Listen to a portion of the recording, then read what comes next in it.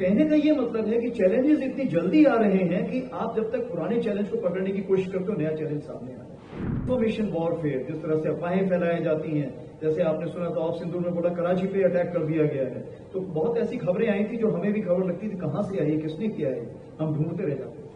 आप लोगों ने जब भी टीवी में देखा होगा, आपने देखा होगा तीनों सेनाध्यक्ष जो थे उनके माथे पे कभी शिकन नहीं आई थी, हमेशा आपको मुस्कुराते थे। क्योंकि अगर हम मुस्कुरा रहे हैं तो देश की जनता को एक विश्वास है कि देश जो है वो सही हाथों पर है और जो होगा सही।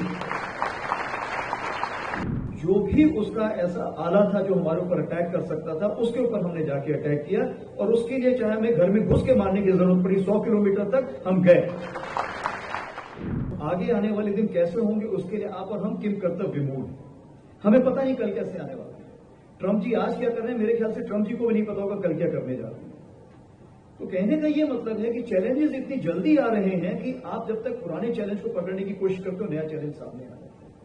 और वही सुरक्षा चुनौतियां जो हैं हमारी सेना के सामने, चाहे वो सीमा पर, चाहे आतंकवाद हो, चाहे प्राकृतिक आपदा हो, या साइबर वॉरफेयर जो नया शुरू हुआ है, स्पेस वॉरफेयर, सैटेलाइट्स वगैरह जो नई चीजें शुरू हुई हैं, केमिकल, बायोलॉजिकल, रेडियोलॉजिकल जो नया शुरू हुआ है, और जो इंफॉर्मेशन वॉरफेयर, जिस तरह से अफवाहें फैलाई जाती हैं, जैसे आपने सुना था ऑफ सिंदूर में बोला कराची पे अटैक कर दिया गया है, तो बहुत ऐसी खबरें आई थी जो हमें भी खबर लगती थी कहां से आई है, किसने किया है, हम ढूंढते रह जाते थे। बट कहने का ये मतलब है कि इन सब चैलेंजेस के दायरे में जब आपको थल, नभ, जल और तीनों में काम करना है तो बहुत सारी चुनौतियां होती हैं। तो मैं आपको ऑफ सिंदूर से हमें क्या सबक मिला इसके बारे में कुछ बताना चाहूंगा। मैं मिलिट्री सबक के बारे में नहीं बताना चाहूंगा, मैं बताना चाहूंगा हमें जीवन में क्या सबक मिला उसमें। तो सबसे पहले जो ऑफ सिंदूर था वो दुश्मन पर विजय प्राप्त करने के अलावा संप्रभुता, अखंडता और शांति की पुनर्स्थापना के लिए।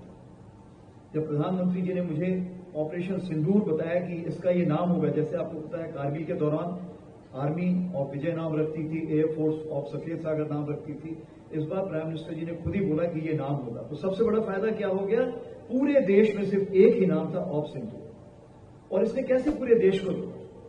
सबसे बड़ी बात, जब कोई भी मां, कोई भी बहन, कोई भी बेटी अपने मांग पर सिंदूर लगाती है तो उसकी दुआएं उस सैनिक को जाती है जो कहीं भी देश में या विदेश में एक भारतवर्ष के लिए पूरी लगन से काम कर रहा है। हम आगे बढ़ते हैं कि क्या अगर देखी जाए 4 से 5 क्वालिटी जो हमें ऑफ सिंदूर में हमने देखने को मिली, सीखने को मिली, अमल लाने को मिली। सबसे बड़ी चीज है कॉन्फिडेंस या कामनेस, आत्मविश्वास और दूसरों पे विश्वास। ये बहुत जरूरी है। अगर आप शक के बिना पे अगर रिलेशनशिप बनाएंगे तो बहुत मुश्किल का काम होता है। मेरे पास 12 लाख की तकरीबन सेना है। उसी प्रकार से जल सेना यानी नौसेना दिनेश त्रिपाठी जी के पास है। उसी प्रकार से मेरे बहुत ही क्लोज फ्रेंड जो मेरे कोर्समेट भी हैं, हम सन 81 से साथ में हैं, air chief marshal AP Singh, उनके पास भी अपनी एयरफोर्स है। तो हम तीनों को आपस में मिलकर काम करना था और हमारे एक दूसरे के सोच विचार पूरी तीनों सुनाव में जाना था। उसके लिए विश्वास बहुत जरूरी था। और इसमें सबसे बड़ी चीज यह है कि शांति प्रकट। आप लोगों ने जब भी टीवी में देखा होगा, आपने देखा होगा तीनों सेनाध्यक्ष जो थे उनके माथे पे कभी शिकन नहीं आई थी, हमेशा आपको मुस्कुराते मिले थे। क्यों? क्योंकि अगर हम मुस्कुरा रहे हैं तो देश की जनता को एक विश्वास है कि देश जो है वो सही हाथों पर है और जो होगा सही। तो मैंने 5 सी लिखे हुए हैं। तो पहला सी है कॉन्फिडेंस, काम। दूसरा हम आते हैं करेज पे, यानी साहस, दिलेरी और डर को काबू करना। जब हम भी ऐसी कोई लड़ाई लड़ते हैं तो उसमें रिस्क फैक्टर बहुत होता है। जब भी आप अटैक करते हैं या आपके ऊपर जब कोई किसी प्रकार की गोलाबारी आती है, आपको पता नहीं कि क्या होने वाला है, तो एक रिस्क होती है, पता नहीं आप कितने जवान खोएंगे, क्या कार्रवाई करेंगे, कितने सिविलियंस आप हैं। लेकिन ये रिस्क के बावजूद भी जो इस बार हमने कार्रवाई की उसमें हमने ये यकीन किया कि जो भी उसका ऐसा आला था जो हमारे ऊपर अटैक कर सकता था, उसके ऊपर हमने जाके अटैक किया और उसके लिए चाहे हमें घर में घुस के मारने की जरूरत पड़ी, 100 किलोमीटर तक हम गए।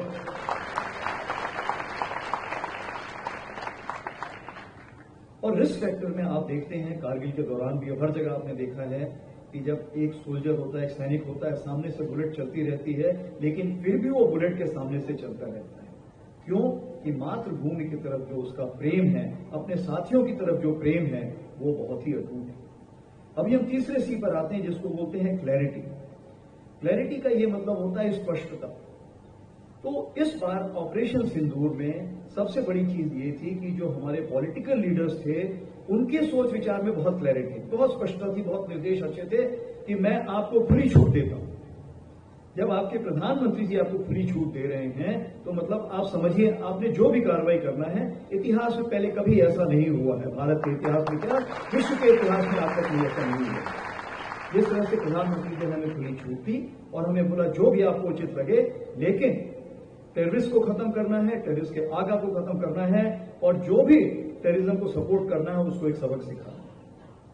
जब फौज को इतने अच्छे दिशा निर्देश मिलते हैं तो उसका सबसे बड़ा फायदा क्या होता है कि जब हम लोग अपने जवानों से बात करते हैं, अपने कमांडरों से बात करते हैं, तो उसी क्लैरिटी, उसी स्पष्टता के साथ हम हुक्म पास कर सकते हैं। तो इस ऑपरेशन सिंदूर में अगर एक वाद्य यंत्र को देखें, जैसे म्यूजिक के लिए लय में चलता है, साउंड वेव लय में चलती है, वैसे ही ये जो 88 घंटे की लड़ाई थी ये एक लय में चल रही थी और सब एक साथ अपना वाद्य यंत्र बजा रहे थे और सब एक साथ कार्रवाई कर रहे थे।